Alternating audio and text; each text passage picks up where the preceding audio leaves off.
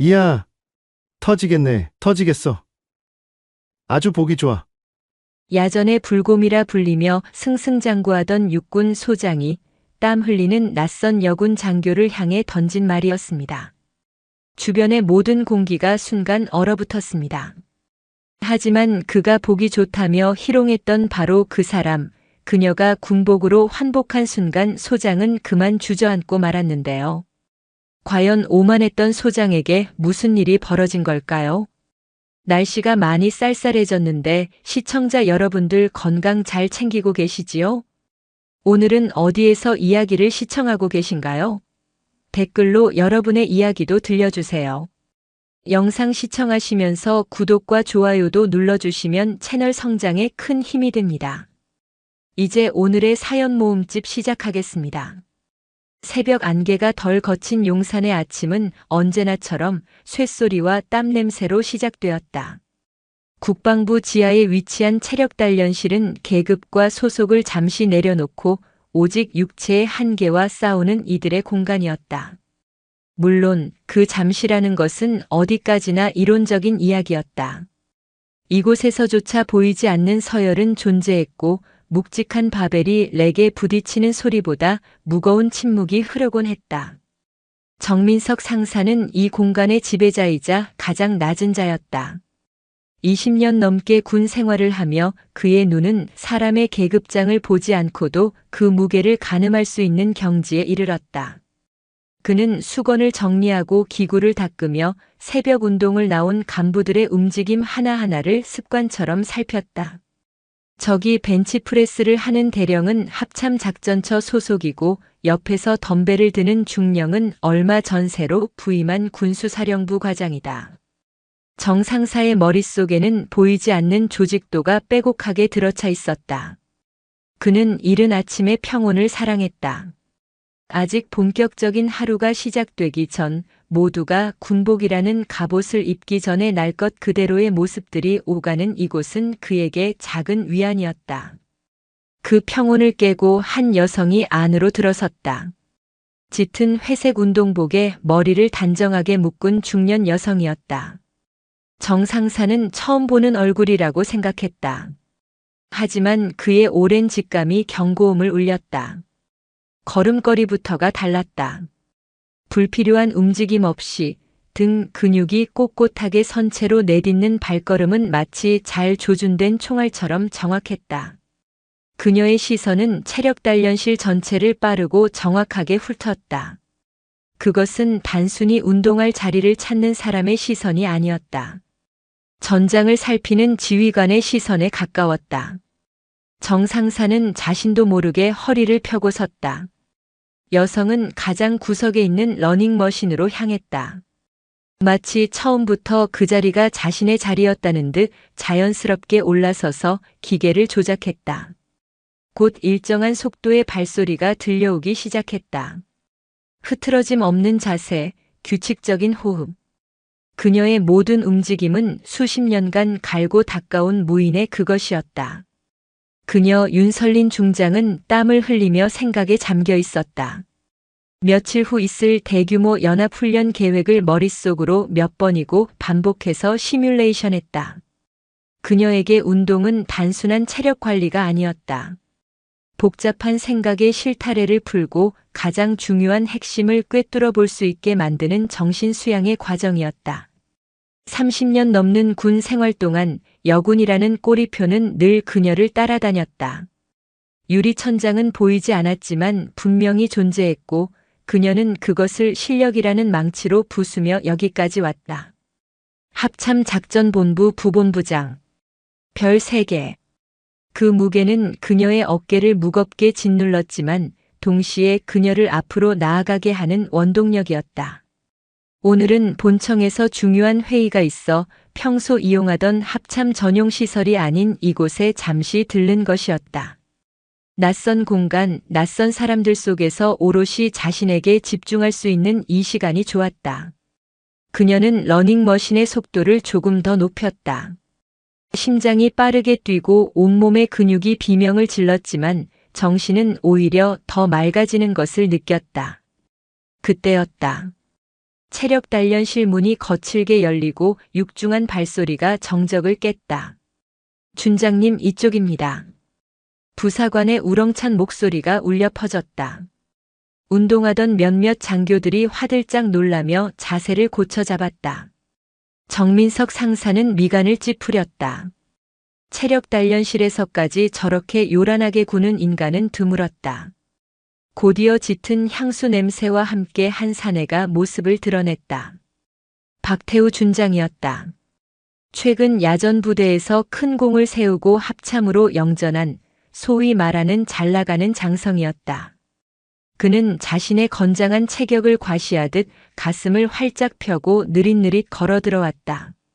그의 얼굴에는 자신감이 넘쳐 흘렀지만 정 상사가 보기에는 오만함에 가까웠다. 그는 이곳의 모든 사람들이 자신을 주목하고 있다는 사실을 즐기는 듯 했다. 박 준장은 주변을 둘러보며 자신에게 경례하는 장교들에게 가볍게 고갯짓으로 답했다. 그러다 그의 시선이 구석에서 묵묵히 달리고 있는 윤설린에게 닿았다. 그의 입가에 비릿한 미소가 걸렸다. 그는 마치 사냥감을 발견한 포식자처럼 윤설린이 있는 러닝머신 쪽으로 천천히 걸어갔다. 정민석 상사는 불길한 예감에 사로잡혔다. 저 오만한 별 하나가 곧 이 조용한 아침의 평화를 산산조각 낼 것 같았다. 그는 마른 침을 삼키며 두 사람을 주시했다. 박태우 준장은 윤설린의 뒤쪽으로 다가가 러닝머신 손잡이를 잡고 섰다. 땀에 젖어 몸의 윤곽이 그대로 드러나는 운동복을 노골적인 시선으로 위아래로 훑쳤다. 체력 단련실의 공기가 순간 얼어붙었다. 벤치프레스를 하던 대령은 바벨을 든 채 움직임을 멈췄고 사이클을 타던 소령은 페달에서 발을 떼었다. 모두의 시선이 박 준장과 윤설린에게로 향했다. 윤설린은 그를 무시한 채 계속 정면을 응시하며 달렸다. 그녀의 호흡은 조금도 흐트러지지 않았지만 굳게 담은 입술이 그녀의 심기를 대변하고 있었다. 이야, 몸매 관리 정말 잘하시는데? 군복 터지겠어. 박 준장의 목소리가 체력 단련실 전체에 울려 퍼졌다. 그것은 칭찬이 아니었다. 명백한 조롱이자 성희롱이었다. 주변에 있던 장교들은 당혹감에 얼굴이 굳었다. 하지만 누구 하나 감히 나서서 그의 말을 제지하지 못했다. 상대는 별을 단 장군이었다. 군대라는 조직에서 계급은 법보다 위에 있었다. 정민석 상사는 더 이상 보고만 있을 수 없었다. 그는 조심스럽게 박 준장에게 다가갔다. 준장님, 여기는 본청 소속 간부들도 함께 이용하는 시설입니다. 말씀을 조금만 정 상사의 말이 채 끝나기도 전에 박 준장은 코웃음을 치며 그의 말을 잘랐다. 아, 정 상사. 뭘 그렇게 예민하게 굴어? 그냥 농담이지, 농담. 요즘 세상은 무슨 말만 하면 다들 잡아먹으려고 달려드니 원. 그는 정 상사의 어깨를 툭 치고는 다시 윤설린에게로 시선을 돌렸다. 어디 근무해요? 이 정도 몸매면 비서실 같은 데서 사랑 많이 받겠어. 안 그래? 박 준장의 두 번째 발언은 더욱 노골적이고 모욕적이었다. 그는 여군이란 당연히 전투나 작전과는 거리가 먼 보조적인 역할을 하는 존재라는 뿌리 깊은 편견을 아무렇지 않게 드러냈다. 주변 장교들의 표정은 이제 당혹감을 넘어 경악으로 변해가고 있었다. 하지만 박 준장은 아랑곳하지 않았다. 오히려 자신의 말에 아무도 반박하지 못하는 상황을 즐기는 듯했다. 그는 이것이 자신의 권위를 보여주는 방식이라고 착각하고 있었다. 그때 윤설린이 러닝머신의 속도를 서서히 줄였다. 기계가 완전히 멈추자 그녀는 천천히 내려와 옆에 걸어두었던 수건으로 목덜미에 땀을 닦았다. 그리고는 처음으로 박 준장을 향해 고개를 돌렸다. 그녀의 눈빛은 차갑게 가라앉아 있었다. 분노나 증오 같은 격한 감정은 보이지 않았다. 그보다 더 깊고 서늘한 실망과 경멸이 담겨 있었다. 군복의 무게를 모르는 자는 말의 무게도 모르는 법이지. 윤설린의 목소리는 나지막했지만 체력단련실의 모든 소음을 압도할 만큼 날카로웠다. 박춘장은 순간 당황한 표정을 지었다. 그녀의 눈빛과 말투에서 예상치 못한 기백을 느꼈기 때문이었다. 뭐? 무슨 말이야 그게? 그는 자신의 권위가 도전받았다고 느꼈는지 목소리를 높였다. 농담도 못 알아듣나? 요즘 여자들은 왜 다들 그렇게 뻣뻣해? 윤설리는 더 이상 대꾸하지 않았다. 그녀는 자신의 물병과 소지품을 가방에 챙겨 넣기 시작했다. 그녀의 침묵은 박춘장을 더욱 자극했다. 그는 자신이 이겼다고 생각했다. 봐봐, 할 말 없으니까 그냥 가려고 하잖아. 내가 뭐 틀린 말 했어? 그는 주변을 둘러보며 다른 이들의 동의를 구하듯 말했지만 돌아오는 것은 어색한 침묵뿐이었다. 윤설리는 가방을 어깨에 메고 출구 쪽으로 걸어갔다. 그녀가 문을 열고 나가기 직전 잠시 멈춰 서서 박춘장을 돌아보지 않은 채 말했다. 오늘 9시 합참작전본부 회의.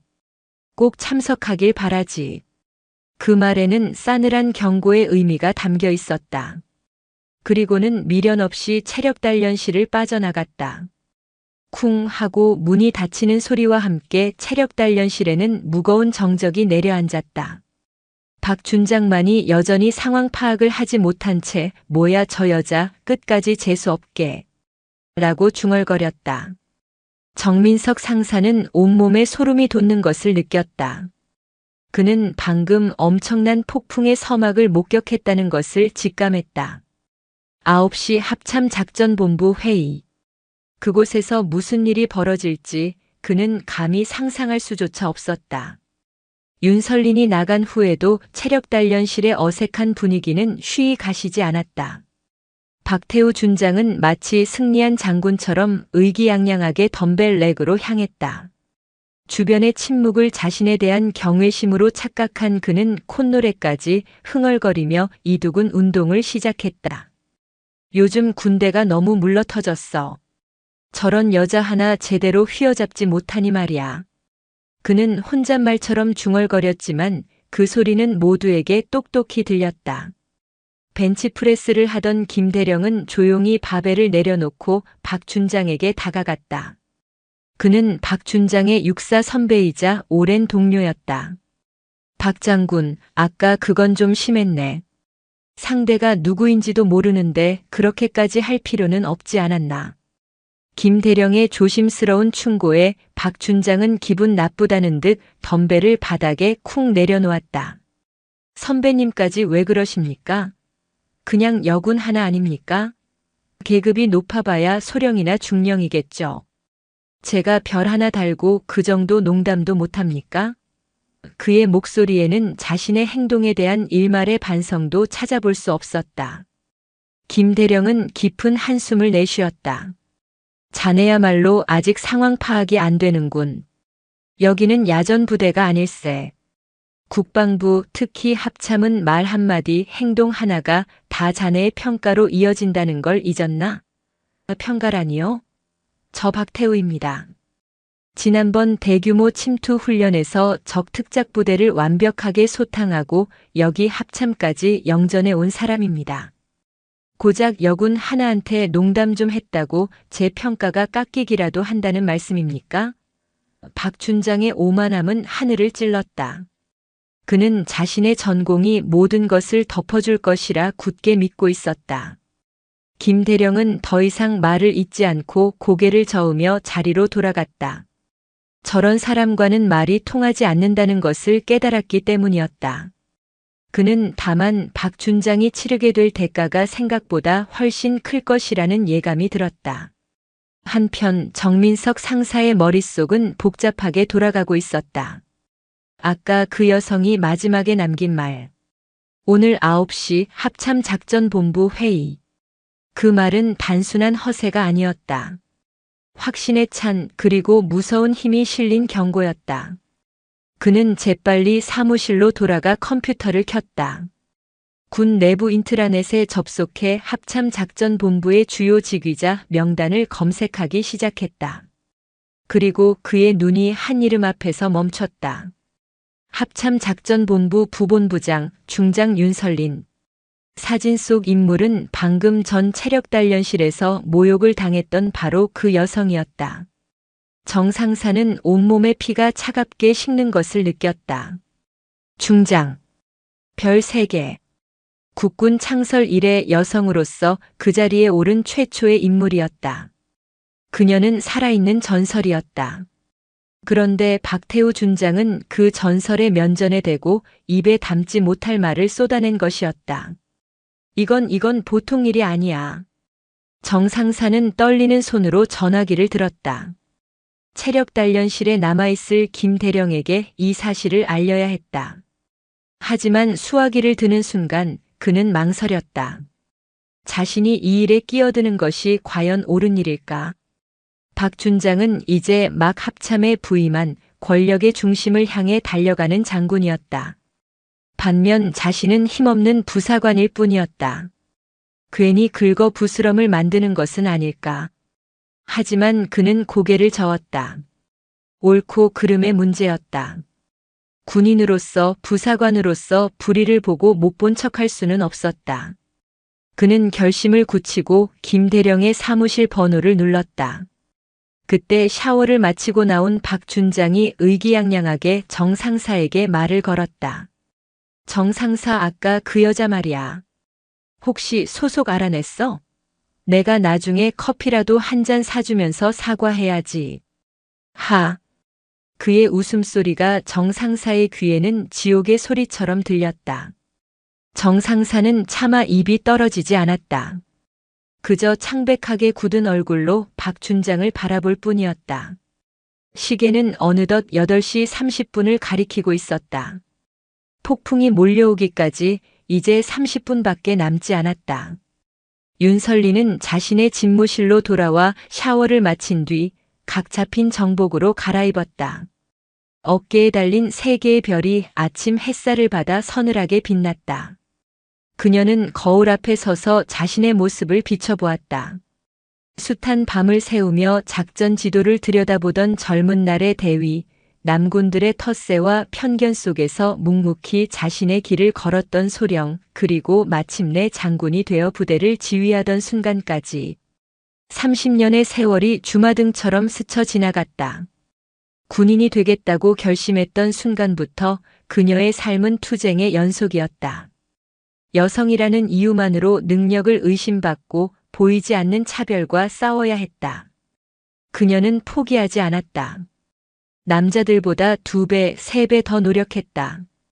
체력적으로도 정신적으로도 결코 뒤처지지 않기 위해 스스로를 채찍질했다. 그렇게 피와 땀으로 별을 달았다. 오늘 아침 체력단련실에서 겪은 일은 그녀에게는 새삼스러운 일이 아니었다. 계급이 낮았을 때는 더 심한 말도 수없이 들었다. 하지만 별을 3개나 단 지금, 그것도 국군의 심장부인 국방부 청사 안에서 그런 말을 듣게 될 줄은 몰랐다. 분노보다 먼저 찾아온 감정은 깊은 실망감과 자괴감이었다. 내가 이룬 모든 것들이 고작 저런 편견 하나 넘어서지 못했단 말인가. 아직도 우리 군에는 저런 구시대적인 사고방식을 가진 자들이 별을 달고 지휘관 행세를 하고 있단 말인가. 그녀는 책상 위에 놓인 박태우 준장의 인사기록 카드를 집어들었다. 화려한 경력이었다. 야전에서 잔뼈가 굵었고 여러 차례 큰 공을 세워 동기들보다 승진도 빨랐다. 능력 있는 군인인 것은 분명해 보였다. 하지만 그 능력이라는 것이 과연 전부일까? 부하를 인격적으로 존중하지 못하고 시대의 변화를 읽지 못하는 지휘관은 결국 조직을 병들게 하는 암적인 존재일 뿐이다. 그녀는 비서관을 불렀다. 오늘 9시 회의 참석자 명단 최종 확인하고 회의실 전방 스크린에 박태우 준장의 양력을 추가로 띄워주게. 특히 최근 공적 사항을 강조해서. 비서관은 의아한 표정을 지었지만 군말 없이 명령에 따랐다. 윤설리는 창밖을 내다보았다. 멀리 남산 타워가 보였다. 저 도시의 불빛 아래 평화롭게 살아가는 국민들을 지키기 위해 군복을 입었다. 군복의 무게는 책임의 무게였다.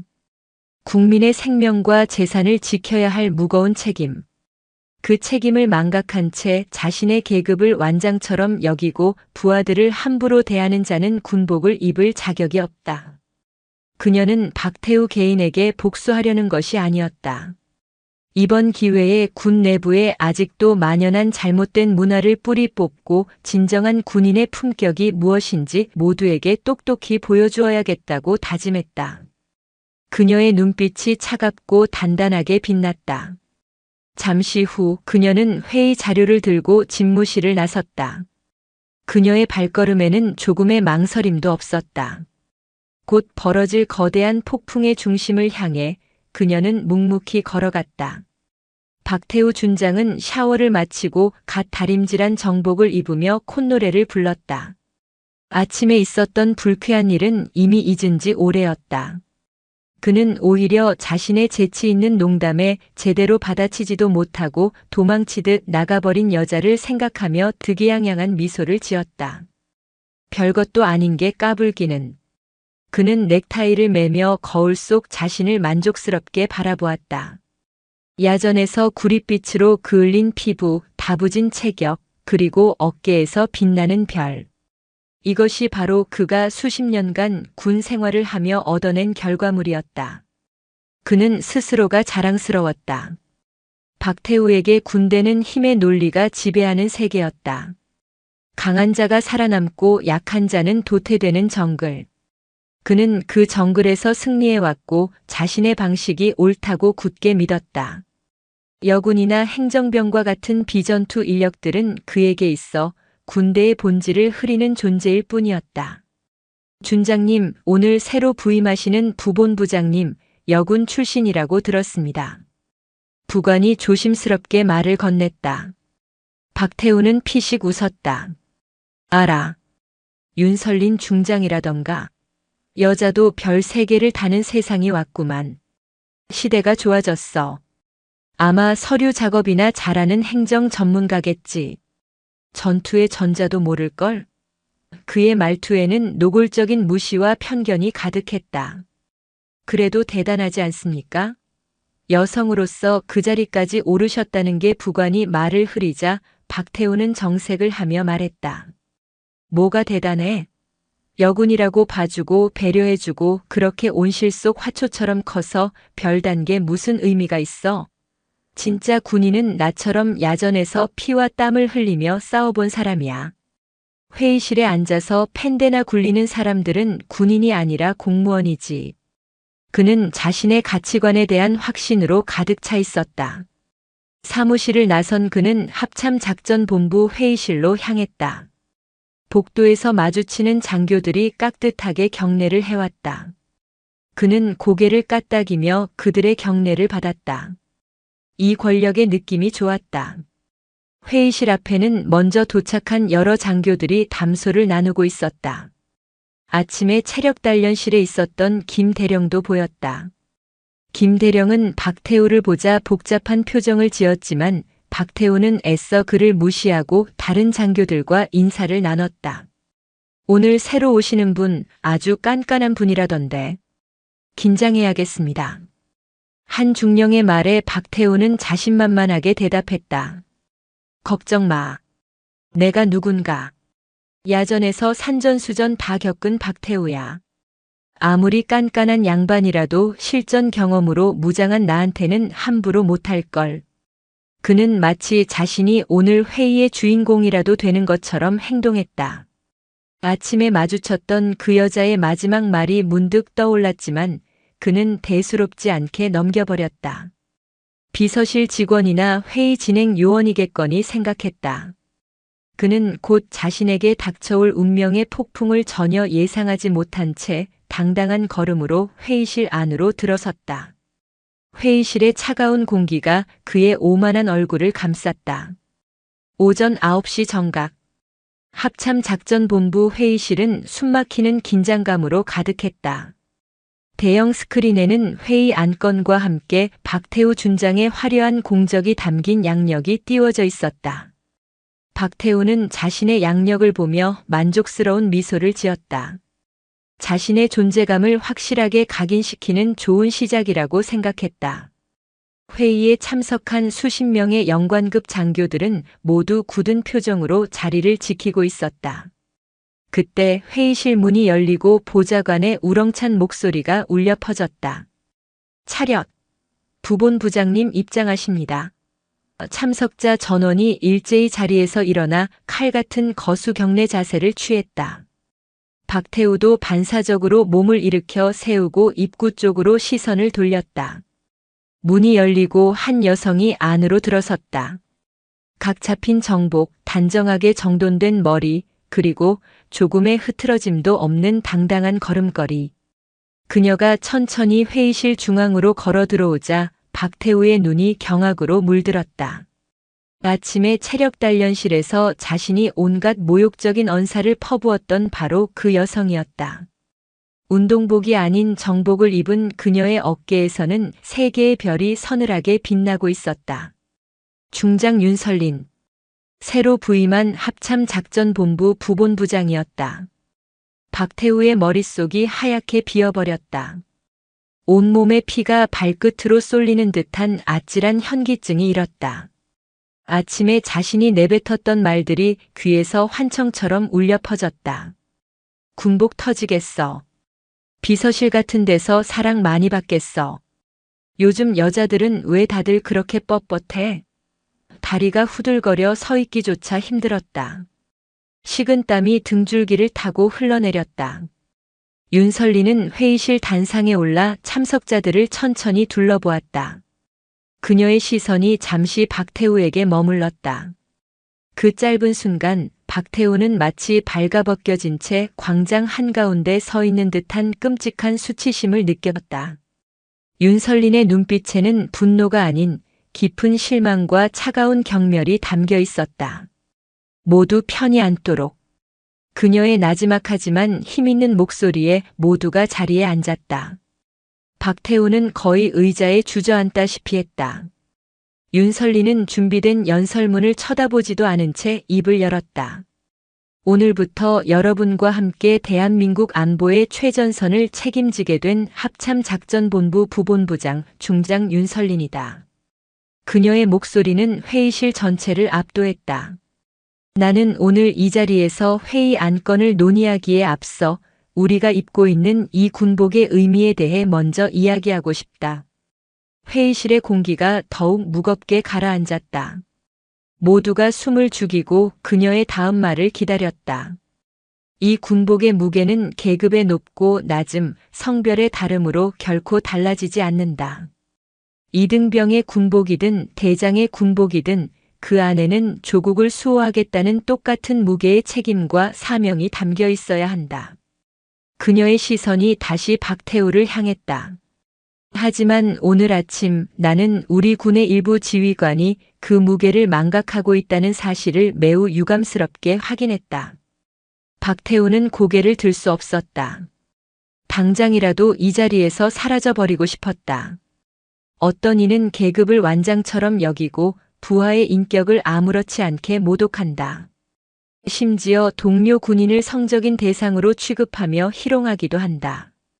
윤설린의 말은 한마디 한마디가 비수가 되어 박태우의 심장에 박혔다. 체력단련실에서 나에게 군복이 터지겠다고 말했던 그 지휘관. 지금 이 자리에 있는 것으로 아는데 스스로 일어서서 모든 동료 앞에서 자신의 어리석음을 고백할 용기는 있는가? 회의실에 완벽한 정적이 흘렀다. 모든 시선이 사색이 된 채 앉아있는 박태우에게로 쏠렸다. 그의 군 생활, 아니 인생 전체가 끝장나는 순간이었다. 시간이 멈춘 듯 했다. 회의실의 모든 공기가 박태우 한 사람에게로 집중되었다. 그의 등 뒤로 수십 개의 눈동자가 비수처럼 날아와 박혔다. 그는 숨을 쉴 수 없었다. 귀에서는 이명이 윙윙거렸고 눈앞이 아찔하게 흔들렸다. 윤설린 중장은 단상 위에서 그를 조용히 내려다보고 있었다. 그녀의 눈빛은 그에게 선택을 강요하고 있었다. 여기서 비겁하게 침묵으로 버틸 것인가 아니면 사내답게 자신의 잘못을 인정하고 일어설 것인가. 박태우의 머릿속에서 수만 가지 생각이 충돌했다. 여기서 무너지면 끝이다. 30년 가까이 쌓아 올린 모든 것이 한순간에 물거품이 된다. 하지만 이대로 앉아 있는다고 해서 무엇이 달라질까? 이미 모두가 범인이 자신이라는 것을 알고 있다. 침묵은 비겁한 변명일 뿐 오히려 더 큰 경멸을 살 뿐이다. 그는 떨리는 다리에 힘을 주었다. 삐걱거리는 의자 소리가 회의실 전체에 소름 끼치게 울려 퍼졌다. 박태우가 자리에서 천천히 일어섰다. 그의 얼굴은 핏기 하나 없이 창백했다. 중장님. 목소리가 심하게 갈라져 나왔다. 그는 마른 침을 삼키고 다시 입을 열었다. 오늘 아침 체력 단련실에서 중장님께 입에 담지 못할 망언을 한 사람은 바로 접니다. 그의 고백에 회의실은 술렁였다. 몇몇 장교들은 믿을 수 없다는 듯한 표정으로 그를 쳐다봤다. 저의 어리석고 무지한 언행으로 인해 중장님께 깊은 모욕감을 드린 점, 이 자리를 빌려 진심으로 사죄드립니다. 박태우는 허리를 깊이 숙였다. 그의 어깨에 달린 별이 힘없이 아래로 늘어졌다. 평생 누군가에게 고개를 숙여본 적이 거의 없었던 그였다. 하지만 지금 이 순간의 굴욕은 그 어떤 전투에서의 패배보다도 뼈아팠다. 윤설리는 여전히 표정의 변화 없이 그를 바라보고 있었다. 박준장, 고개를 들게. 그녀의 말에 박태우는 천천히 허리를 폈다. 나는 자네의 사과를 받으려고 이 이야기를 꺼낸 것이 아니다. 자네 개인의 처벌을 원해서도 아니다. 의외의 말이었다. 박태우는 혼란스러운 눈으로 그녀를 바라봤다. 내가 문제 삼고 싶은 것은 박준장, 자네 한 사람이 아니라 자네와 같은 생각을 가진 사람들이 여전히 우리 군의 지휘관으로 있다는 사실 그 자체다. 그녀는 회의실 전체를 둘러보며 말을 이어갔다. 계급이 높다는 것이 인격까지 높다는 것을 의미하지는 않는다. 어깨에 별이 많다고 해서 더 위대한 군인이 되는 것도 아니다. 진정한 지휘관은 힘으로 부하를 누르는 사람이 아니라 품격으로 부하들의 존경을 받는 사람이다. 품격 없는 별은 그저 빛 좋은 쇠붙이에 불과하다는 것을 오늘 이 자리에 있는 모두가 명심하길 바란다. 그녀의 말은 회의실의 모든 장교들의 가슴에 깊이 파고들었다. 박태우뿐만 아니라 많은 이들이 자신의 과거를 돌아보며 뜨끔함을 느꼈다. 윤설리는 마지막으로 박태우를 향해 말했다. 박준장은 자리에 앉게. 오늘 회의는 예정대로 진행한다. 하지만 회의가 끝난 뒤 준장은 내 집무실로 오도록. 군복의 무게가 무엇인지 오늘 제대로 가르쳐 주도록 하지. 그 말은 사형 선고나 다름없었다. 박태우는 힘없이 자리에 주저앉았다. 회의가 어떻게 진행되었는지, 무슨 내용이 오갔는지 그의 귀에는 아무것도 들어오지 않았다. 그의 머릿속은 오직 회의가 끝난 뒤 자신에게 닥쳐올 운명에 대한 공포로 가득 차 있었다. 그날의 회의는 국방부 내에서 전설처럼 회자되었다. 한 장군의 오만함이 어떻게 꺾이는지, 그리고 진정한 리더의 품격이 무엇인지를 모두가 목격한 역사적인 순간으로 기록되었다. 회의가 끝나자 참석자들은 약속이라도 한 듯 조용히 지시를 빠져나갔다. 누구도 박태우에게 말을 걸지 않았다.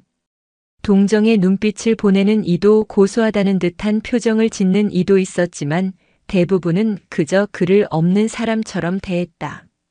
그는 텅 빈 회의실에 홀로 남아 망연자실하게 앉아 있었다. 불과 1시간 전까지만 해도 세상을 다 가진 듯 의기양양했던 그는 이제 모든 것을 잃은 패잔병이 되어 있었다. 끝났어, 이제 다 끝났어. 그는 떨리는 손으로 얼굴을 감쌌다. 소문은 이미 국방부 전체에 쫙 퍼져나갔을 것이다. 박태우 준장, 여자 중장에게 성희롱하다 공개적으로 망신당하다. 군 생활 내내 승승장구해왔던 그의 명예는 땅에 떨어졌고 앞으로 그의 앞에는 가시밭길만이 펼쳐져 있을 것이 분명했다. 그 시각 체력단련실의 정민석 상사는 깊은 고뇌에 빠져 있었다. 오전 회의에서 있었던 일은 김 대령을 통해 전해 들었다. 윤설린 중장이 직접 박 준장을 질책했다는 이야기에 그는 통쾌함과 동시에 불안감을 느꼈다. 이대로 사건이 덮여서는 안 된다는 생각이 들었다. 윤 중장이 아무리 공개적으로 질책했다고 해도 공식적인 절차를 밟지 않으면 결국 유야무야 넘어갈 수도 있었다. 그는 결심했다. 자신이 직접 보고서를 작성하기로. 체력단련실 관리 부사관으로서 시설 내에서 벌어진 장성의 품위유지 위반 행위를 목격한 이상 이를 상부에 보고하는 것은 그의 당연한 의무였다. 그는 컴퓨터 앞에 앉아 보고서를 작성하기 시작했다. 육하원 측에 따라 박태우 준장이 윤설린 중장에게 했던 발언들을 하나도 빠짐없이 기록했다. 그리고 결정적인 증거가 될 체력단련실 내부 CCTV 영상 파일도 첨부했다. 다행히 체력단련실 CCTV는 음성까지 녹음되는 최신형이었다. 보고서를 제출하는 그의 손은 조금 떨렸다. 준장을 상대로 보고서를 올린다는 것은 엄청난 용기가 필요한 일이었다. 하지만 그는 이것이 옳은 일이라고 믿었다. 그가 보고서 전송 버튼을 누른 순간 국방부 감찰실의 컴퓨터에 경고등이 켜졌다. 준장 박태우 품위유지 위반 및 성희롱 혐의. 보고서를 확인한 감찰실장의 표정이 심각하게 굳어졌다. 사안의 중대성을 직감한 그는 즉시 국방부 장관에게 직보했다. 그날 오후 박태우 준장에게 품위유지 위반 혐의에 대한 감찰 조사 착수를 알리는 공식 공문이 하달되었다. 공문을 받아든 박태우의 얼굴은 종이장처럼 구겨졌다. 올 것이 왔다고 생각했지만 막상 공식적인 조사가 시작된다는 통보를 받으니 눈앞이 캄캄했다. 그는 다급하게 여기저기 전화를 걸기 시작했다. 자신의 인맥을 총동원해 어떻게든 이 위기를 막아보려 했다. 하지만 수화기 너머로 들려오는 동기들과 선배들의 반응은 냉담했다. 상대가 윤설린 중장이라고. 그분은 장관님도 함부로 못하는 분이야. 우리가 어떻게 손을 쓸 수가 없어. 모두가 그에게서 등을 돌렸다. 그는 철저히 혼자가 되었다. 그때 집무실 전화벨이 울렸다. 윤설린 중장의 비서관이었다. 박태우 준장님, 부본부장님께서 지금 집무실로 오시라고 하십니다. 결국 심판의 시간이 온 것이었다. 박태우는 무거운 발걸음으로 윤설린의 집무실로 향했다. 문 앞에 서서 몇 번이나 심호흡을 했지만 심장은 미친 듯이 날뛰었다. 그는 떨리는 손으로 문을 두드렸다. 들어오게. 안에서 차분한 목소리가 들려왔다. 문을 열고 들어서자 윤설린이 창가에 서서 바깥 풍경을 내다보고 있었다. 정복이 아닌 편안한 근무복 차림이었지만 그녀에게서 뿜어져 나오는 위험은 조금도 줄어들지 않았다. 앉지. 그녀는 책상 앞 의자를 가리켰다. 박태우는 마치 죄인처럼 의자 끝에 겨우 엉덩이를 걸치고 앉았다. 무슨 말이 나올까, 어떤 질책과 처벌이 기다리고 있을까. 그의 머릿속은 온통 두려움으로 가득했다. 한참의 침묵이 흘렀다. 그 침묵이 박태우의 숨통을 조여왔다. 먼저 입을 연 것은 윤설린이었다. 감찰조사 통보 받았겠지. 네, 받았습니다. 기분이 어떤가? 예상치 못한 질문이었다. 박태우는 잠시 머뭇거리다 솔직하게 대답했다. 두렵습니다. 그리고 후회스럽습니다. 무엇이 후회되나? 내게 그런 말을 한 건? 아니면 그게 들통나서 지금 이 지경이 된 건? 그녀의 질문은 그의 폐부를 꿰뚫는 것처럼 날카로웠다. 둘 다입니다. 하지만 진심으로 제가 군인으로서의 품격을 잃었다는 사실이 가장 후회됩니다. 그리고 중장님께 씻을 수 없는 상처를 드렸다는 것도 진심으로 죄송하게 생각합니다. 박태우의 목소리에는 이전에는 없었던 진심이 담겨 있었다. 윤설린은 천천히 몸을 돌려 그를 마주 보았다. 그녀의 눈빛은 이전처럼 차갑지 않았다. 박준장, 나는 자네에게 상처받지 않았네. 다만 실망했을 뿐이야. 그녀는 책상으로 걸어와 그의 맞은편에 앉았다. 나는 지난 30년간 자네가 한 것보다 더 심한 말, 더 지독한 편견과 싸워왔네. 그럴 때마다 상처받았다면 나는 아마 이 자리까지 오지도 못했을 거야. 그녀의 말에는 깊은 연륜과 아픔이 묻어 있었다. 내가 실망한 것은 야전에서 그토록 능력을 인정받고 여기까지 올라온 유능한 지휘관조차 아직도 그런 낡고 편협한 생각을 가지고 있다는 사실이었네. 자네 같은 사람이 지휘하는 부대의 여군들은 과연 어떤 대우를 받고 있을까? 그 생각이 나를 가장 비참하게 만들었어. 박태우는 고개를 들 수 없었다. 그의 얼굴이 부끄러움으로 붉게 달아올랐다. 죄송합니다. 제가 너무 어리석었습니다. 그의 눈에서 뜨거운 눈물이 흘러내렸다. 윤설리는 잠시 그의 모습을 지켜보다가 말을 이었다. 감찰 조사는 예정대로 진행될 걸세. 자네가 저지른 일에 대한 책임은 피할 수 없어. 아마 이번 일로 자네의 군 생활에 큰 오점이 남게 되겠지. 진급은 물론이고 앞으로 중요한 보직을 맡기도 어려울 거야. 그것은 사형 선고와 같은 말이었다. 박태우는 절망감에 입술을 깨물었다. 하지만 윤설린의 목소리가 그의 귓가를 파고들었다. 이것이 끝이라고 생각하지 말게. 진정으로 반성하고 있다면 이것은 끝이 아니라 새로운 시작이 될 수도 있어. 중요한 건 앞으로 자네가 어떤 군인으로 살아갈 것인가 하는 점이야. 그녀는 자리에서 일어나 책상 서랍에서 무언가를 꺼내 그에게 건넸다. 그것은 낡고 해진 작은 수첩이었다. 내가 처음 임관했을 때부터 쓰던 수첩일세. 그 안에는 내가 군 생활을 하며 지키고자 했던 다짐들이 적혀 있지. 한번 읽어보게. 박태우는 떨리는 손으로 수첩을 받아들었다. 그에게는 질책이나 처벌이 아닌 새로운 기회가 주어진 것이었다. 그는 흐르는 눈물을 닦을 생각도 하지 못한 채 윤설린을 향해 깊이 고개를 숙였다. 그 후 일주일이 흘렀다.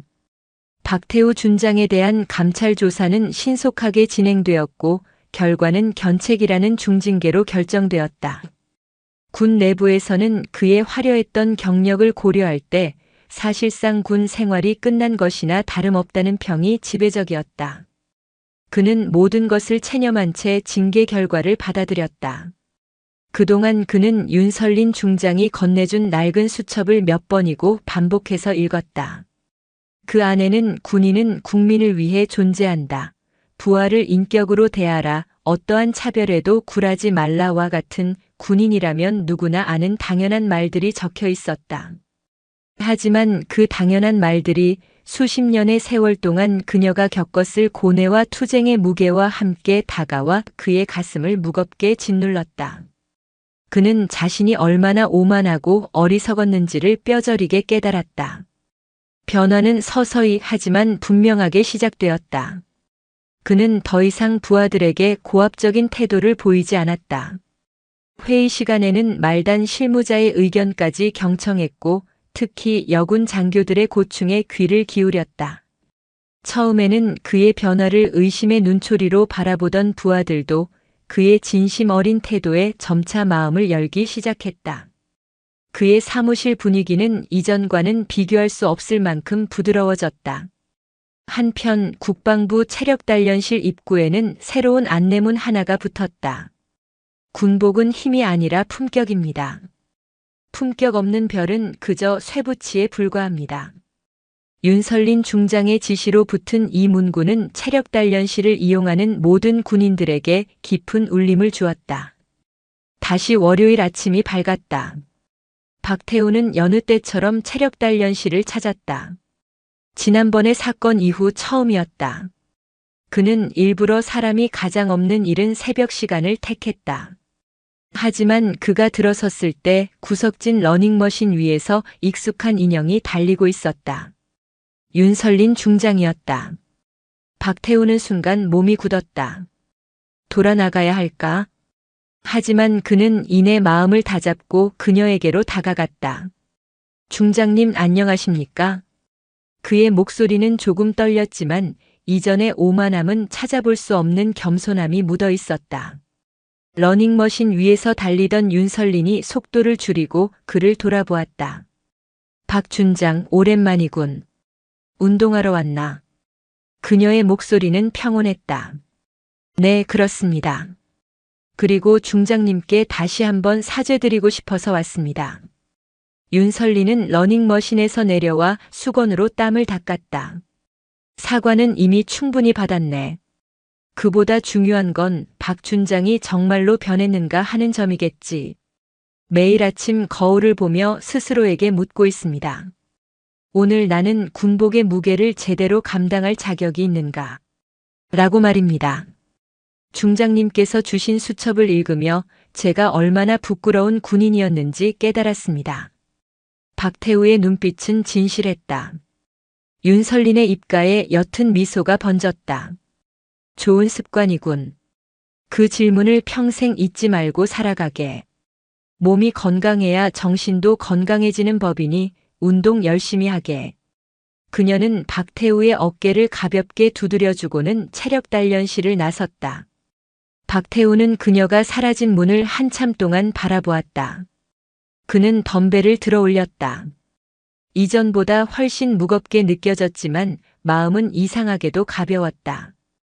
그의 군 생활은 어쩌면 이제부터가 진짜 시작일지도 몰랐다. 그는 더 이상 별의 개수에 연연하지 않고 진정한 군인의 품격을 지키기 위해 살아가겠다고 다짐했다. 체력 단련실의 새로운 안내문이 아침 햇살을 받아 반짝이고 있었다. 웬만하면 여군한테 힘든 일 안 시키려고 했는데 이건 너무 나대는 거 아닌가? 내가 뭘 안다고 여기 기어들어와? 육군 중령이 피투성이가 된 부하 여군 장교의 머리채를 쥐어잡고 지씹듯 말했습니다. 하지만 불과 5분 뒤 부대 상공을 뒤찢는 굉음과 함께 그는 자신의 군 생활이 송두리째 박살났음을 직감했습니다. 그가 짐승처럼 짓밟았던 여군이 보낸 단 한 장의 사진. 그 사진 한 장이 대한민국 육군에서 가장 무서운 호랑이를 깨웠기 때문입니다. 과연 오만했던 중령의 운명은 어떻게 될까요? 영상 보시기 전에 구독과 좋아요 한번 눌러주시면 채널 성장에 큰 힘이 됩니다. 무료로 할 수 있는 소중한 응원, 더 좋은 이야기로 보답하겠습니다. 오늘의 사연 모음집 시작하겠습니다. 지독한 이명과 함께 모든 감각이 흐릿해졌다. 빗줄기는 단순한 물방울이 아니라 하늘에서 쏟아지는 무수한 쇠모처럼 느껴졌다. 강원도 화천, 대한민국 육군 제15보 병사단 본부 뒤편 버려진 폐창고 앞은 거대한 진흙 구덩이로 변해 있었다. 하서연 대위는 그 한가운데 처박혀 있었다. 전투복은 흙탕물과 제 몸에서 흘러나온 피로 눅진하게 젖어들어 마치 차가운 동물의 가죽처럼 피부에 들러붙었다. 찢어진 아랫입술에선 비릿한 피맛이 끊임없이 번졌고 군홧발에 지시겨진 오른쪽 뺨은 감각이 마비되어 차라리 고통조차 느껴지지 않았다. 갈비뼈 서너 대가 어긋난 듯 숨을 들이쉴 때마다 날카로운 파편이 폐부를 찌르는 격통이 온몸을 관통했다. 불과 2시간 전 그녀의 손에는 지난 3년간의 집념이 담긴 A사 서류 뭉치가 들려 있었다. 그것은 단순한 종이 나부랭이가 아니었다. 부대의 명예를 좀먹는 암세포의 위치를 정확히 적시한 조직 검사 결과지였다. 군수가 보급 예산의 교묘한 유용 내역, 유류 창고에서 증발한 수만 리터의 경유 행방, 심지어는 최전방 GOP에서 고생하는 병사들의 부식비마저 빼돌려진 정황까지. 모든 증거는 단 한 사람 사단 작전 참모 최동훈 중령을 정점으로 한 부패의 피라미드를 가리키고 있었다. 그의 집무실 문을 열기 전 하서연은 마른 침을 삼키며 심장을 다잡았다. 두려움이 없었다면 거짓말이다. 하지만 군인으로서 선배 장교로서 썩어 문드러진 환부를 외면할 수는 없었다. 이번에야말로 반드시 뿌리 뽑겠다고, 그리하여 더는 선량한 부하들이 부당한 희생을 치르지 않게 하겠다고 맹세했다. 그러나 최동우는 그녀가 내민 서류 뭉치의 표지조차 보지 않았다. 그는 조롱과 경멸이 뒤섞인 눈으로 그녀를 위아래로 훑어보더니 나지막이 의졸였다. 계집년이 별걸 다 주워 먹었네. 그 말이 끝나기 무섭게 육중한 손바닥이 그녀의 뺨을 후려쳤다. 짝 하는 파열음과 함께 하서연은 바닥에 나동그라졌다. 상황을 파악할 틈도 없이 최동훈의 군홧발이 그녀의 복부를 걷어찼다. 컥. 숨이 끊어지는 고통에 비명조차 나오지 않았다. 그녀는 필사적으로 서류 뭉치를 품에 끌어안았지만 그는 미친 짐승처럼 날뛰었다. 주먹이 얼굴을 가격하고 발길질이 옆구리를 짓뭉갰다. 끔찍한 고통 속에서 갈비뼈가 부러지는 우두둑 하는 소리가 귓속까지 선명하게 파고들었다. 2년 아직도 정신 못 차렸어? 최동우는 헐떡이며 그녀의 머리채를 잡아챘다. 그의 눈은 증오와 사리로 번들거렸다. 그는 주변에 있던 부관과 행정과장에게 턱짓을 했다. 창고 뒤에다 던져놔. 비 맞다 보면 자기가 뭘 잘못했는지 알게 되겠지. 집무실 안에는 다른 장교들도 있었다. 작전과장 김소령은 못 본 척 창밖으로 고개를 돌렸고 행정과장 이소령은 난처한 표정으로 헛기침만 해댔다. 누구 하나 그녀를 부축하거나 최동훈을 말리지 않았다. 거대한 군이라는 조직 속에서 정의를 외친 여군 장교의 목소리는 그렇게 철저한 폭력과 비겁한 침묵 속에 짓밟혔다. 의식이 까마득한 심연으로 가라앉는 순간 하서연의 뇌리에 아버지의 얼굴이 스쳤다. 예비역 육군 소장 하정국. 평생을 군에 헌신했고 군복의 명예를 목숨처럼 여겼던 강직한 군인. 서연아, 군복은 내 몸을 가리는 옷이기 이전에 내 영혼을 비추는 거울이다. 언제나 그 거울 앞에 떳떳하거라. 임관식 날 아버지가 어깨에 다이아몬드 계급장을 달아주며 했던 말이었다. 그 목소리가 꺼져가는 생명의 불씨를 붙들었다. 안 돼. 이대로 끝낼 수는 없어. 하서연은 마지막 남은 의식을 쥐어짰다. 피와 흙으로 범벅이 된 손가락이 본능적으로 전투복 주머니를 더듬었다. 차갑고 단단한 스마트폰의 감촉. 화면을 켜는 간단한 동작조차 수천 번의 유격 훈련보다 힘들었다. 부러진 손가락 마디마디가 비명을 질렀다. 몇 번의 실패 끝에 희미한 불빛과 함께 카메라 앱이 실행됐다. 셔터 소리는 쏟아지는 빗소리에 완벽하게 묻혔다. 액정에 비친 자신의 모습은 짐승의 그것과 다를 바 없었다. 퉁퉁 부어오른 얼굴, 찢어진 입술, 공허하게 풀린 눈동자. 그녀는 떨리는 손으로 사진 한 장과 함께 짧은 메시지를 입력했다. 수신이는 아버지 하정국. 아버지 죄송합니다. 그것이 그녀가 할 수 있는 전부였다. 전송 버튼을 누르는 순간 소나귀에서 힘이 완전히 빠져나가며 스마트폰이 흙탕물 속으로 풍덩 소리를 내며 떨어졌다. 모든 것을 해냈다는 안도감과 함께 완전한 어둠이 그녀를 집어삼켰다. 빗소리만이 멀어지는 의식의 끝자락에서 아스라이 울려 퍼졌다. 서울 서초동의 한적한 아파트. 거실 소파에 앉아있던 하정국 예비역 소장은 신문에서 눈을 떼고 무겁게 한숨을 내쉬었다. 또 군 관련 비리 기사였다. 방산 비리 성추문 구타 사건. 자신이 평생을 바쳐 지켜온 조직이 세간의 조롱거리로 전락한 현실에 가슴이 미어지는 듯 했다. 그때 탁자 위 스마트폰이 짧게 진동했다. 발신인을 확인한 그의 무거운 얼굴에 희미한 미소가 번졌다. 내 딸 서연이. 바쁜 최전방 생활 속에서도 딸은 틈틈이 안부를 전해왔다. 그에게는 세상 가장 큰 자랑이자 기쁨이었다. 흐뭇한 마음으로 메시지 창을 열었다. 그러나 화면에 뜬 사진을 보는 순간 하정국의 세상은 통째로 무너져 내렸다. 그의 손이 사시나무처럼 떨렸고 동공은 걷잡을 수 없이 흔들렸다. 신문을 쥐고 있던 손에서 힘이 풀리며 바닥으로 떨어졌다. 사진 속에는 피와 흙으로 범벅이 된 채 쓰러져 있는 딸의 모습이 있었다. 찢어진 전투복, 멍으로 얼룩진 얼굴, 초점을 잃은 눈동자. 아버지 죄송합니다. 라는 짧은 메시지는 그의 심장을 도려내는 비수와도 같았다. 죄송한 것은 딸이 아니었다. 이 험한 곳으로 딸을 보낸 자신이었다. 서연아. 그는 즉시 통화 버튼을 눌렀다. 그러나 돌아오는 것은 기계적인 연결음 뿐이었다. 한 번, 두 번, 10번. 신호음이 반복될수록 그의 심장은 타들어갔고 슬픔은 이내 감당할 수 없는 분노로 변해갔다. 손에 쥔 스마트폰이 부서질 듯 삐걱거렸다. 육군 사관학교를 수석으로 졸업하고 누구보다 투철한 사명감으로 군인의 길을 택했던 딸이었다. 그런 딸이 적의 총구가 아닌 아군의 주먹과 군홧발 아래 짓밟혔다. 이것은 단순한 폭행이 아니었다. 군의 명예와 한 군인의 영혼에 대한 살인 행위였다. 하정국의 머릿속에 한 사람의 얼굴이 스쳐 지나갔다. 육군 제3군단장 강민혁 중장. 사관학교 시절부터 생사고락을 함께한 30년 지기 동기이자 피를 나눈 형제보다 더 끈끈한 전우. 그는 떨리는 손으로 강민혁의 번호를 눌렀다.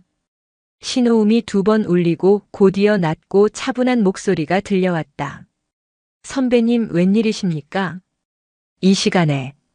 강민혁 중장의 목소리는 평소와 다름없었지만 하정국의 목소리는 그렇지 못했다. 민혁아, 지금 내 말 잘 들어라. 수화기 너머로 전해지는 하정국의 목소리는 분노와 절망으로 격하게 떨리고 있었다. 강민혁은 즉시 상황이 심상치 않음을 직감했다. 그의 표정이 굳어졌다. 선배님 무슨 일 있으십니까? 목소리가 좋지 않으십니다. 내 딸 서연이가 부대에서 피투성이가 됐다. 이게 자네가 지휘하는 군대냐? 하정국의 절규에 가까운 외침에 3군단 지휘통제실의 공기가 순간 얼어붙었다. 야간 브리핑을 준비하던 장교들의 움직임이 모두 멎었다. 강민혁은 자리에서 벌떡 일어났다. 선배님, 그게 무슨 말씀이십니까? 15사단 하서연 대위 말입니까? 그의 목소리에 날카로운 긴장감이 서렸다. 사진을 보낼 테니 내 놈 눈으로 직접 확인해. 이게 군대인지 아니면 깡패 소굴인지. 하정국은 사진을 전송했다. 전송 버튼을 누르는 그의 눈에서 뜨거운 눈물이 흘러내렸다. 30년 넘는 군 생활 동안 단 한 번도 남 앞에서 눈물을 보인 적 없던 강철 같은 사나이였다. 하지만 지금은 아니었다. 몇 초 후 강민혁 중장의 스마트폰에 사진이 도착했다. 화면을 확인하는 순간 그의 온화했던 눈빛이 얼음장처럼 차갑게 변했다. 사진 속 하서연 대위의 모습은 한마디로 참혹했다. 강민혁의 손이 부들부들 떨렸다. 하정국이 얼마나 강직한 군인인지, 그의 딸이 어떤 마음으로 군복을 입었는지 누구보다 잘 아는 그였다. 그런 전우의 딸이 자신의 관할 부대 안에서 짐승만도 못한 취급을 당했다. 용납할 수 없는 일이었다.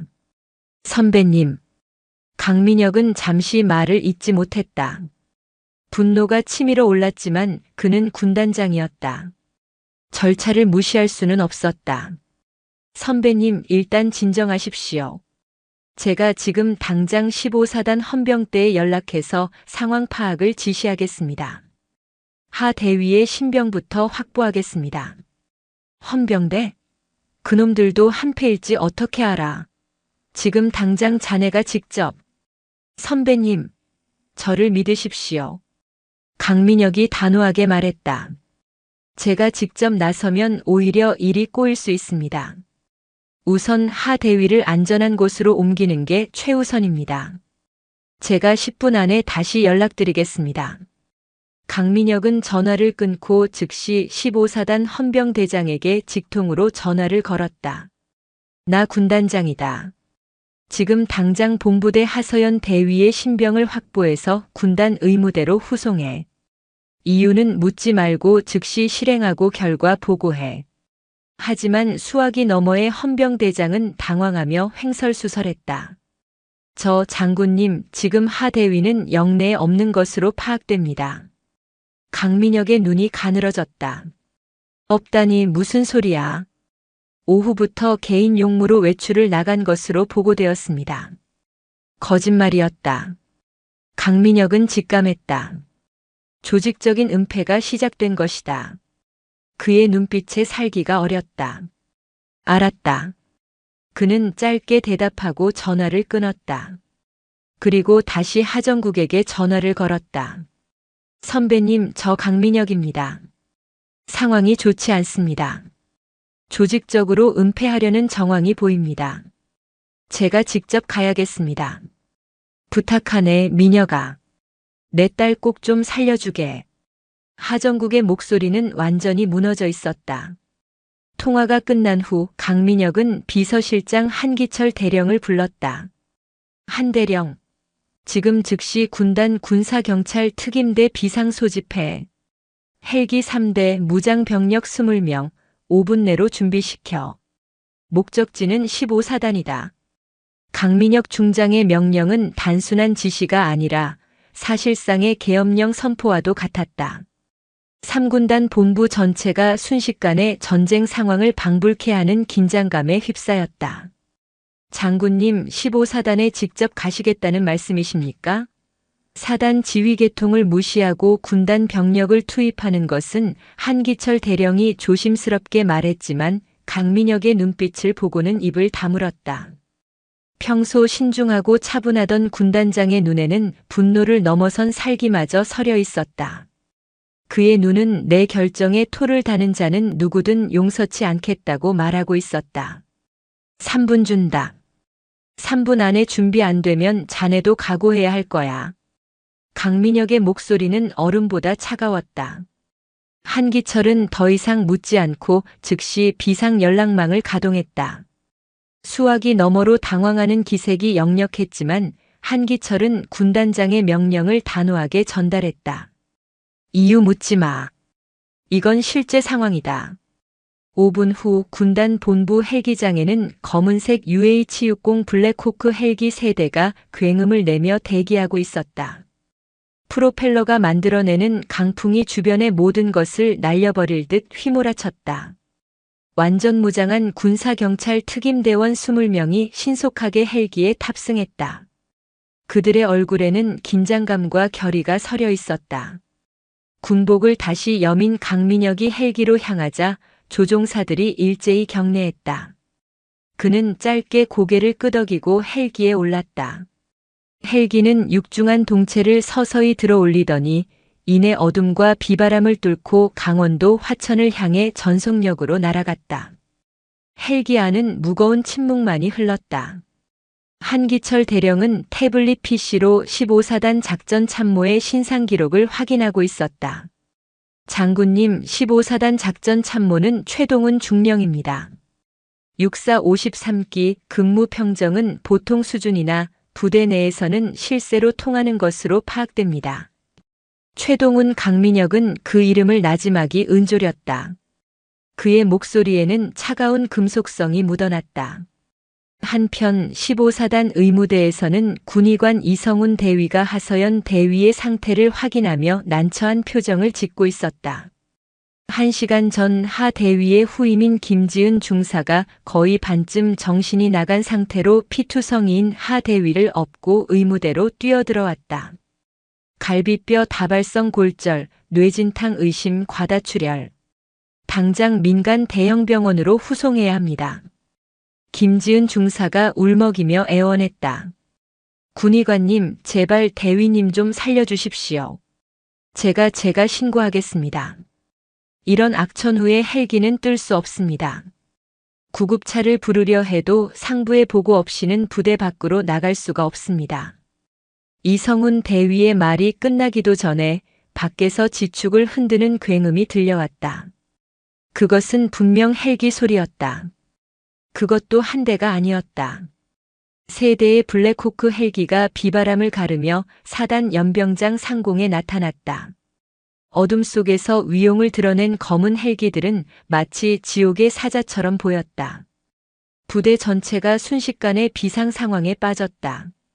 헬기 문이 열리고 가장 먼저 내린 것은 강민혁 중장이었다. 빗물에 젖은 그의 전투복 어깨에 달린 별 3개가 서늘하게 빛났다. 그의 뒤로 완전 무장한 특임대원들이 신속하게 내리며 연병장 주변을 완벽하게 통제했다. 작전 참모 최동훈, 지금 당장 내 앞으로. 강민혁의 목소리는 확성기를 쓴 것처럼 연병장 전체에 울려 퍼졌다. 빗소리마저 잠재우는 위압적인 명령이었다. 본부 건물 2층 자신의 집무실에서 창밖을 내려다보던 최동훈 중령의 얼굴이 새하얗게 질렸다. 3군 단장이 예고도 없이, 그것도 무장병력까지 대동하고 나타난 상황을 이해할 수 없었다. 중령님, 저게 대체 옆에 있던 행정과장 이진우 소령이 떨리는 목소리로 물었지만 최동훈은 아무 대답도 하지 못했다. 머릿속이 하얘졌다. 어떻게 알았지?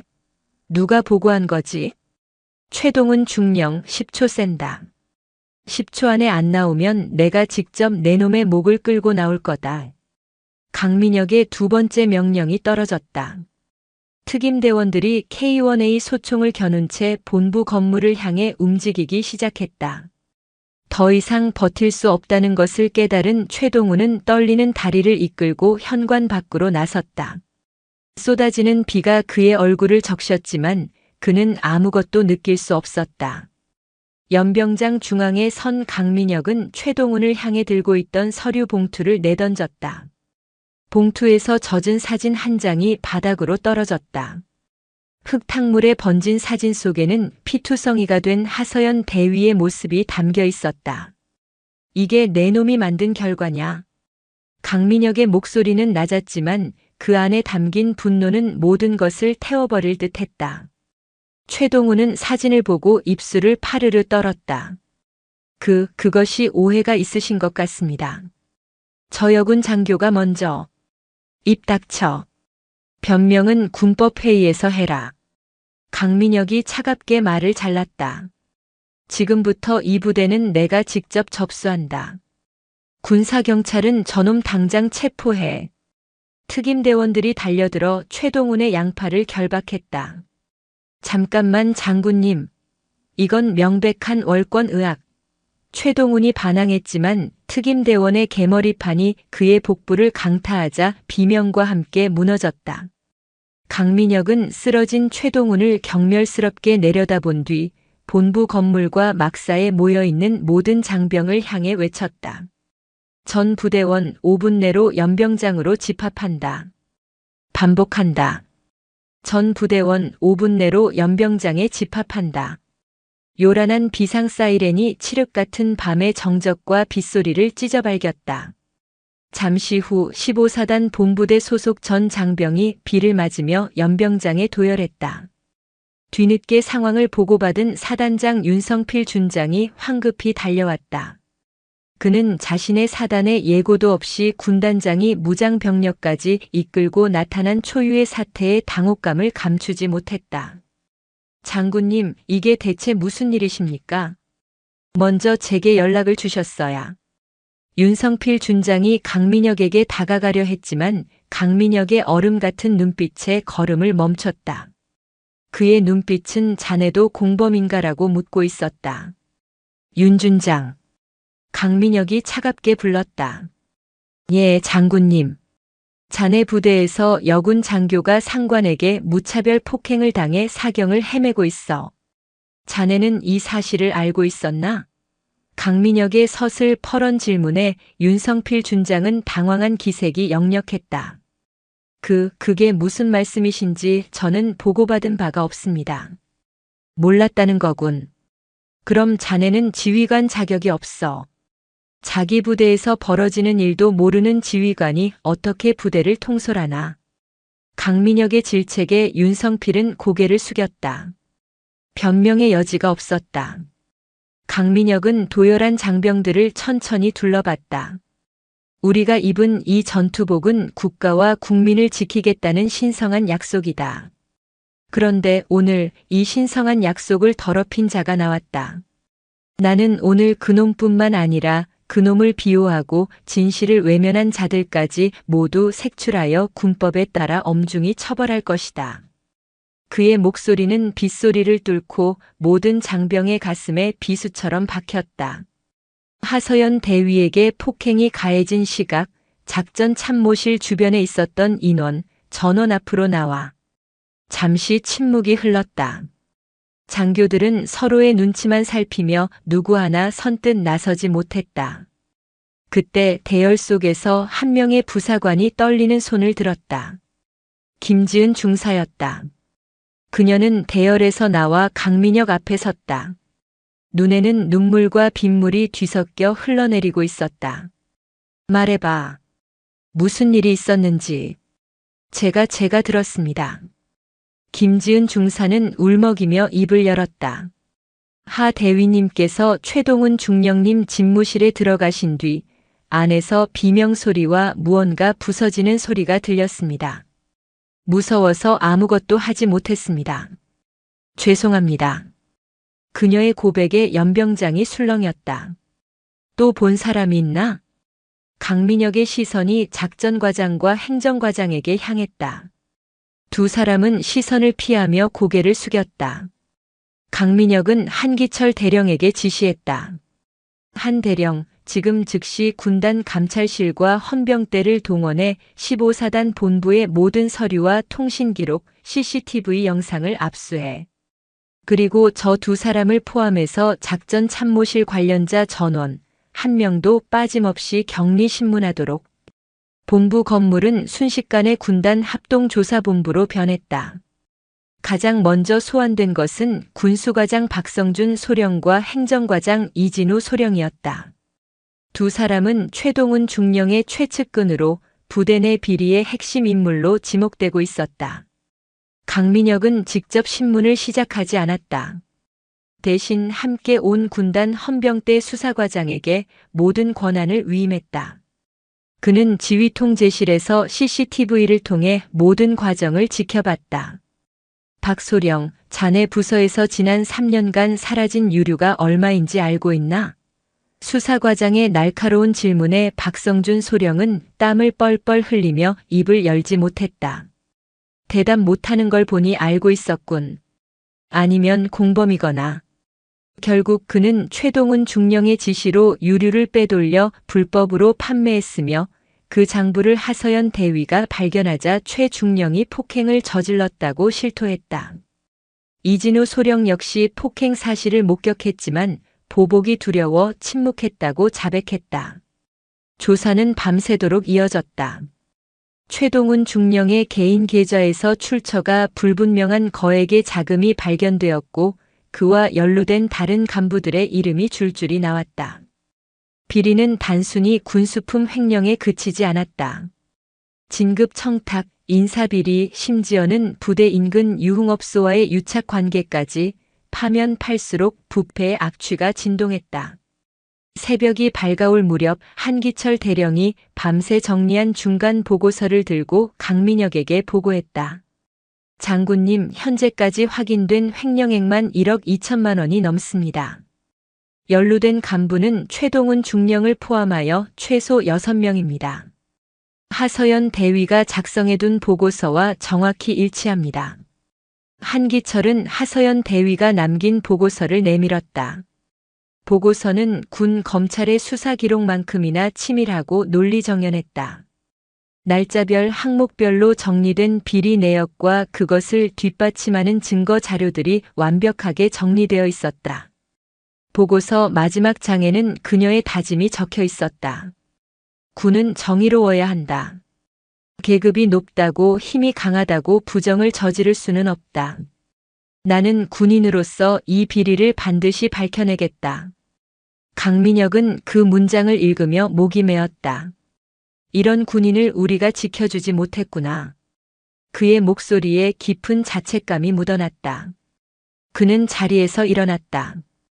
창밖은 아직 어두웠지만 동쪽 하늘부터 서서히 여명이 밝아오고 있었다. 한 대령 국방부 장관님께 긴급 보고 올려. 그리고 대통령실 안보수석실에도 관련 내용을 즉시 통보하도록. 이것은 더 이상 한 사단 내부의 문제가 아니었다. 군 전체의 명운이 걸린 문제였다. 국군 수도병원 중환자실, 온갖 의료 장비가 내는 규칙적인 기계음만이 차가운 공간을 채우고 있었다. 그 소음의 한가운데 하서연은 깊고 어두운 잠에 빠져 있었다. 산소호흡기가 희미한 소리를 내며 그녀의 폐로 생명을 불어넣고 있었다.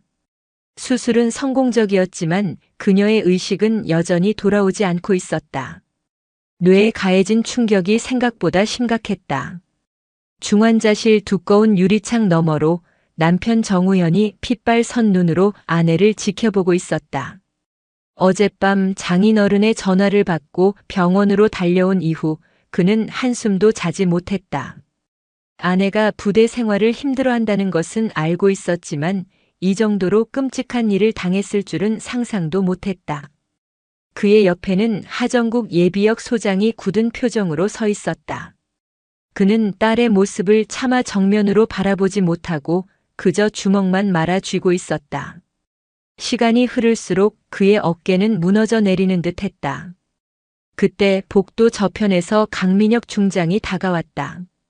밤샘 조사로 퀭한 얼굴이었지만 그의 걸음걸이는 조금의 흐트러짐도 없었다. 선배님.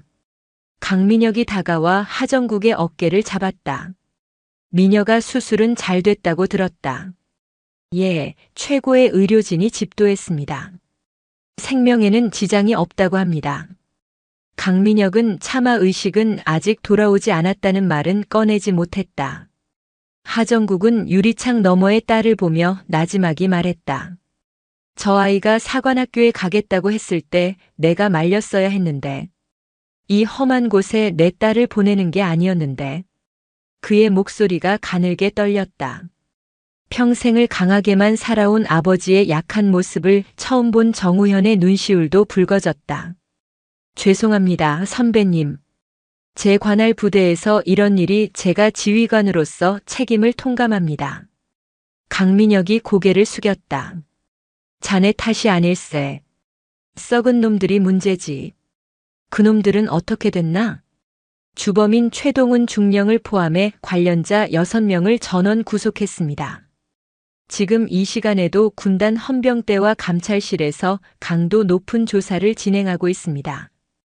한 놈도 빠져나가지 못하게 하겠습니다. 강민혁의 단호한 대답에 하정국은 말없이 고개를 끄덕였다. 오후가 되자 국방부 장관으로부터 직접 전화가 걸려왔다. 강민혁은 복도 끝으로 가 전화를 받았다. 강 군단장, 보고 잘 받았네. 어떻게 이런 일이 벌어질 수 있나? 장관의 목소리에는 깊은 분노와 실망이 묻어 있었다. 대통령께서도 직접 보고 받으시고 격려하셨네. 한 점 의혹 없이 철저히 조사해서 군 기강을 바로 세우라는 엄명이 있었어. 필요한 모든 지원을 할 테니 성역 없이 수사하게.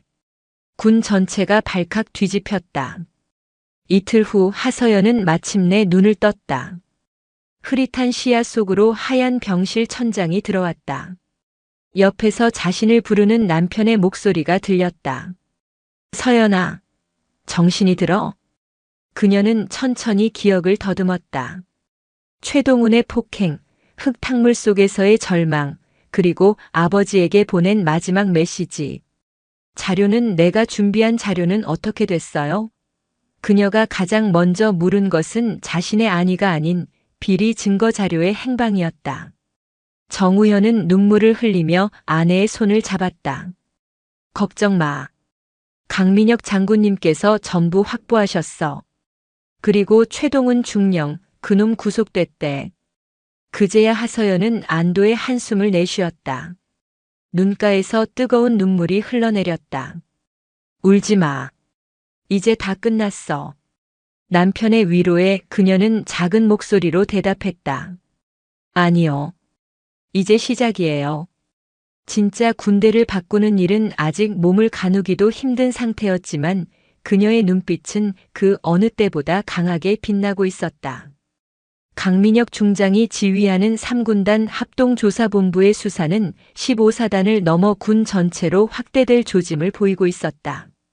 최동훈 중령의 비리가 단순히 한 부대, 한 개인의 일탈이 아니라는 정황이 속속 드러났기 때문이다. 그의 계좌에서는 15사단뿐만 아니라 이전에 그가 근무했던 다른 부대의 예산까지 흘러들어온 흔적이 발견되었다. 또한 그의 통화 기록에서는 국방부의 고위 간부와 여러 차례 통화한 내역이 나왔다.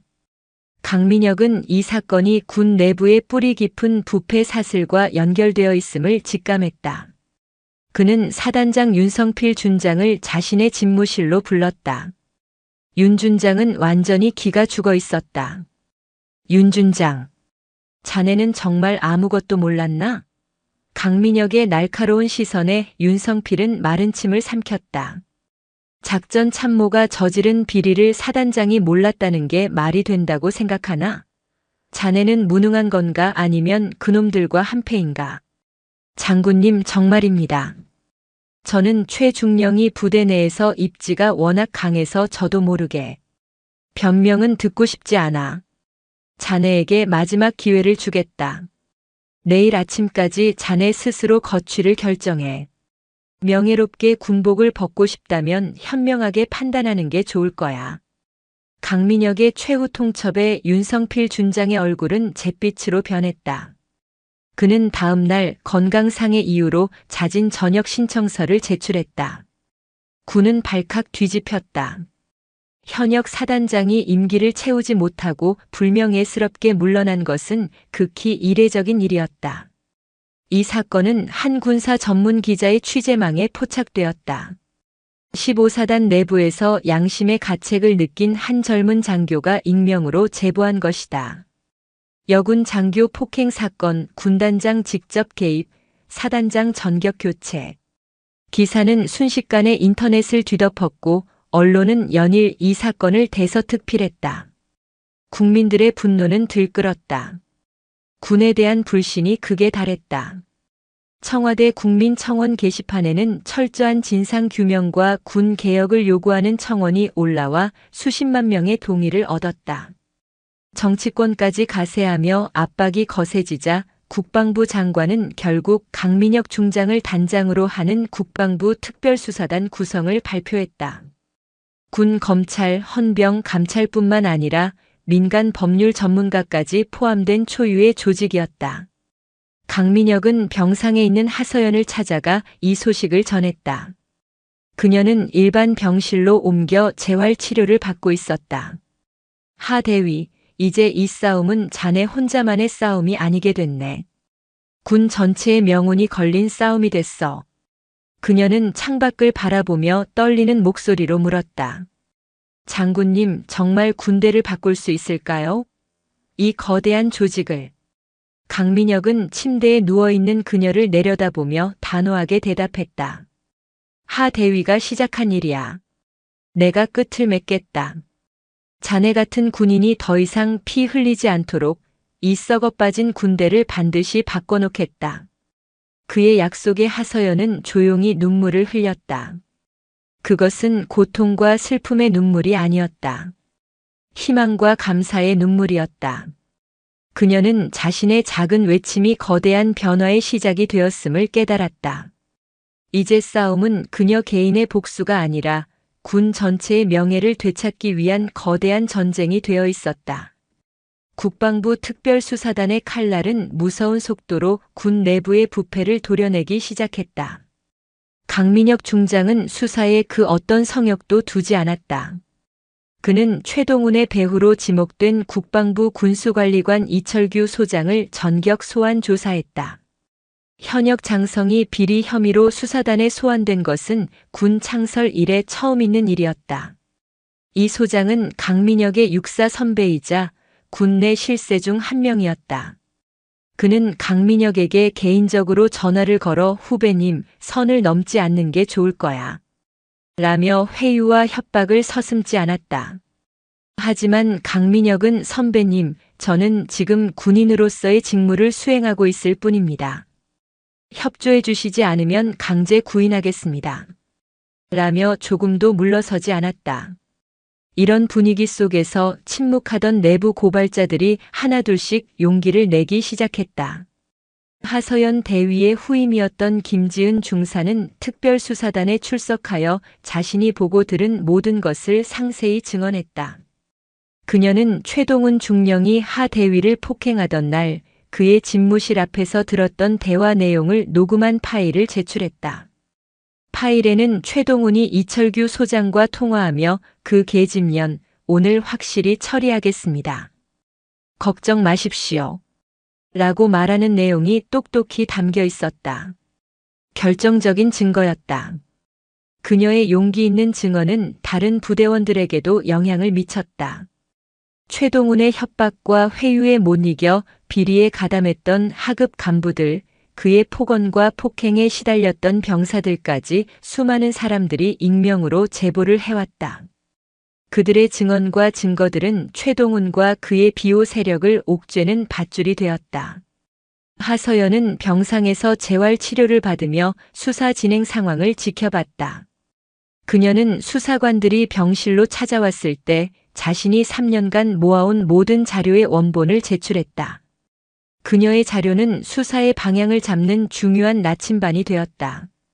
그녀는 단순히 피해자로 머물러 있지 않았다. 부패를 뿌리 뽑기 위한 전쟁의 최전선에 선 전사였다. 어느 날 아버지 하정국이 그녀의 병실을 찾았다. 그는 헬쑥해진 딸의 얼굴을 보며 안쓰럽게 말했다. 서연아, 이제 그만하면 됐다. 너는 할 만큼 했어. 이제는 내 몸부터 챙겨라. 하지만 하서연은 고개를 저었다. 아니요, 아버지. 아직 끝나지 않았어요. 저 같은 피해자가 다시는 나오지 않으려면 이 싸움을 끝까지 해야 해요. 그녀의 단호한 의지에 하정국은 더 이상 아무 말도 하지 못했다. 그는 조용히 딸의 손을 잡아주었다. 그 손의 온기 속에서 그는 딸이 자신보다 훨씬 더 강한 군인이라는 것을 깨달았다.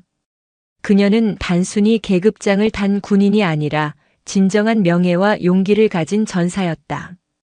몇 달간의 강도 높은 수사 끝에 국방부 특별수사단은 최종 수사 결과를 발표했다.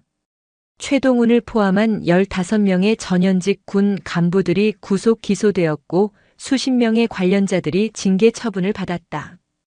횡령액은 당초 예상했던 금액을 훨씬 뛰어넘는 수십억 원에 달했다. 군납 비리, 인사청탁, 성추행 은폐 등 그들의 범죄 혐의는 끝이 없었다. 대한민국 군 역사상 최악의 비리 스캔들이었다. 하서연은 퇴원 후 군사재판의 증인으로 출석했다. 아직 완벽히 회복되지 않은 몸이었지만 그녀는 군복을 다시 입고 증인석에 섰다. 그녀의 모습은 이전보다 수척해졌지만 눈빛만은 형형하게 빛나고 있었다. 그녀는 피고인석에 앉아있는 최동훈을 똑바로 바라보았다. 그의 변호인은 하서연을 정신적으로 불안정하고 상관에게 반항적인 부하로 몰아가려 했다. 증인은 평소 최동훈 피고인에게 개인적인 불만을 품고 있었던 것 아닙니까? 하서연은 조금의 흔들림도 없이 담담하게 대답했다. 저는 최동훈 중령 개인에게 아무런 불만이 없습니다. 제가 불만을 가진 것은 군인의 명예를 더럽히고 국가의 예산을 자신의 쌈짓돈처럼 사용한 그의 범죄 행위였습니다. 그녀는 최동훈이 자신에게 가했던 폭력을 이야기하며 분노를 터뜨리지 않았다. 대신 그의 범죄가 군 전체의 명예를 어떻게 실추시켰는지 정직하고 성실하게 복무하는 대다수 군인들에게 어떤 상처를 주었는지를 논리적으로 설명했다. 마지막 증언에서 김지은 중사가 제출했던 녹음 파일이 법정 전체에 울려 퍼졌다. 그 계집년 오늘 확실히 처리하겠습니다. 최동훈의 목소리가 나오자 방청석은 물론 재판부까지 충격에 휩싸였다. 재판은 일사천리로 진행되었다. 최동훈은 1심에서 징역 15년을 선고받았고 이철규 소장 역시 징역 10년을 선고받았다. 나머지 공범들도 모두 중형을 피하지 못했다. 법정 구속되는 그들의 모습을 보며 하서연은 아무런 표정도 짓지 않았다.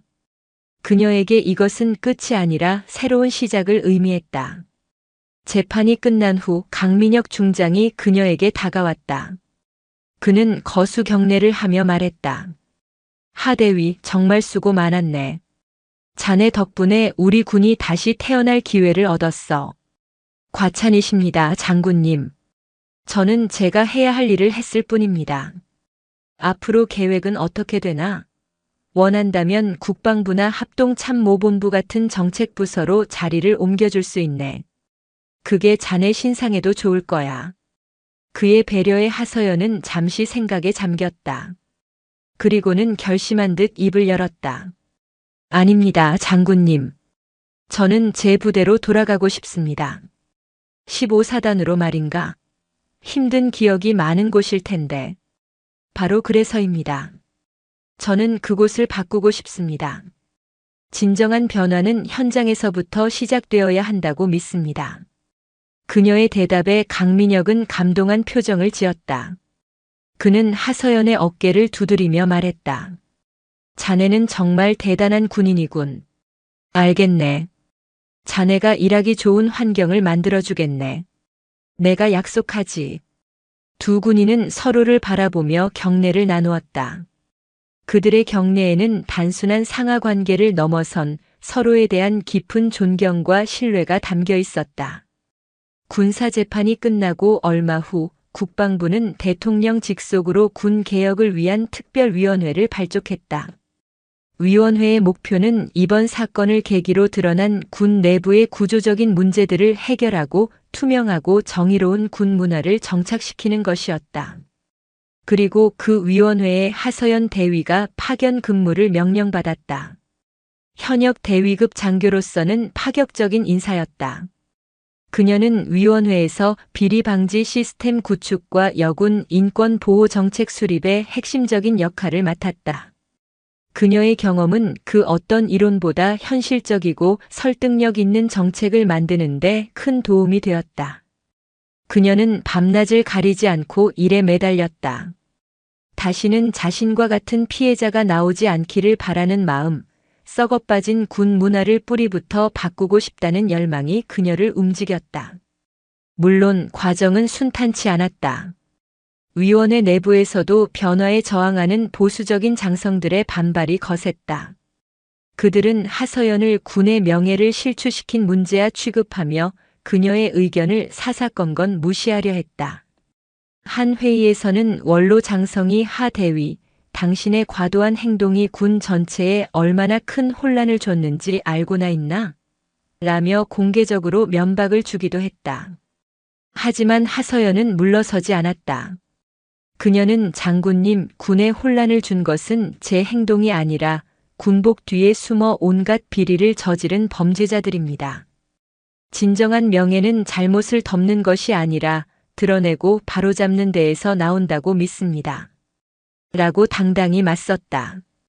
그녀의 논리정연하고 소신 있는 태도에 처음에는 그녀를 의심의 눈초리로 보던 다른 위원들도 점차 그녀의 편이 되어주었다.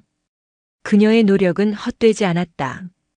군 내부 고발자 보호 시스템이 획기적으로 강화되었고 주요 보직에 대한 감찰 기능이 대폭 확대되었다. 또한 여군 대상 성폭력 및 인권 침해를 전담하는 기구가 신설되었다. 1년간의 파견 근무를 마친 하서연은 소령으로 특별 진급했다. 그녀는 자신의 희망대로 15사단으로 다시 복귀했다. 그녀가 떠났을 때와는 많은 것이 달라져 있었다.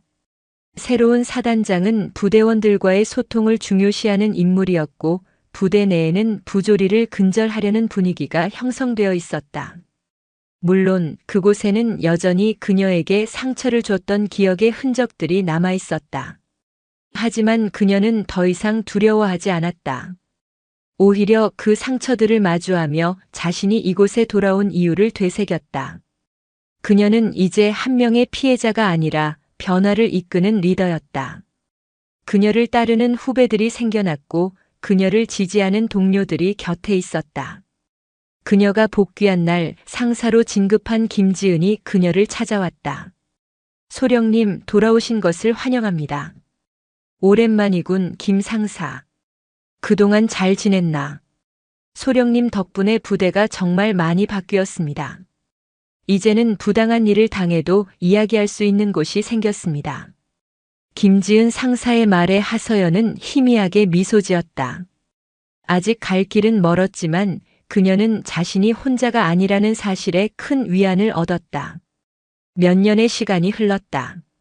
하서연 소령은 15사단의 보병 대대장으로 근무하고 있었다. 그녀는 부대원들에게 존경받는 지휘관이 되어 있었다. 그녀는 단순히 명령하고 통제하는 지휘관이 아니었다. 병사 한 명 한 명의 목소리에 귀 기울이고 그들의 어려움을 해결해 주기 위해 노력했다. 그녀의 지휘 아래 대대는 사단 최우수 부대로 여러 차례 선정되었다. 어느 맑은 가을날 그녀는 대대원들과 함께 전술 훈련을 하고 있었다. 땀과 흙먼지로 범벅이 된 젊은 병사들의 얼굴에는 힘든 기색이 역력했지만 그들의 눈빛은 살아있었다. 하서연은 그 모습을 보며 과거의 자신을 떠올렸다. 군인의 명예를 지키기 위해 홀로 싸워야 했던 그날의 자신을.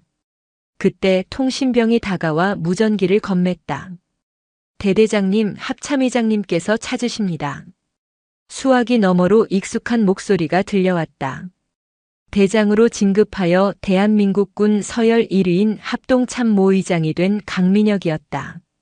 하중령, 잘 지내나? 어느새 그녀도 중령 계급장을 달고 있었다. 충성, 의장님 잘 지내고 있습니다. 자네가 지휘하는 대대 평판이 자자하더군. 역시 내 예상이 틀리지 않았어. 감사합니다. 의장님께서 길을 열어주신 덕분입니다. 내가 한 일은 없네. 다 자네 스스로 이뤄낸 거야. 하중령, 자네 같은 군인이 있어서 대한민국의 미래는 밝아. 앞으로도 지금처럼만 해주게. 짧은 통화였지만 하서연의 가슴은 벅차올랐다. 훈련이 끝나고 그녀는 부대원들과 함께 막사로 복귀했다. 저녁 노을이 부대 전체를 붉게 물들이고 있었다. 그녀는 막사 앞에 서서 병사들이 서로 웃고 장난치며 들어가는 모습을 한참 동안 바라보았다.